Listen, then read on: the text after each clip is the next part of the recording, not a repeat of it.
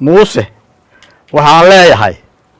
intii aad talada qaranka la amban karaysay waad la ambatay garashadaadii iyo xukunkaagii waxa uu dhalay xabad iyo xinjiro dhiig leh oo gudaheenna ah su'aasha ku hortaal waxa ay tahay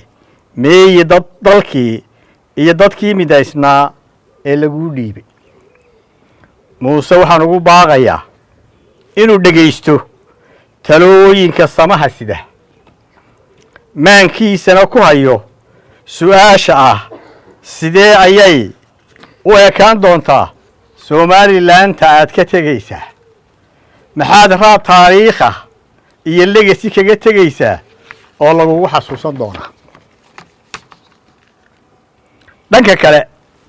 xisbiga wadani waxa uu si adag u cambaaraynayaa duulaanka faragelinta ah ee maamul goboleedka Soomaaliya ee Puntland ku soo qaaday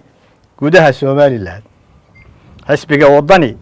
waxa uu bogaadinayaa ciidamada qaranka Jamhuuriyadda Somaliland inay iska difaaceen duulaankaas gardarrada ah cid kasta oo dibadda kaga soo duusha nabadgelyada iyo ammaanka Jamhuuriyadda Somaliland xisbiga wadani waxa uu garab taagan yahay ciidamada qaranka difaaca qaranka tadyowga meelaha ka baxsan Jamhuuriyadda Somaliland ka soo gurumanaya ee qoriga dhiigga leh colaadda laascaarood kaga qayb qaadanaya waxaan leenahay balaayo laysu habar wacdaa waxay keentaa colaad hurta iyo hurgumo raagta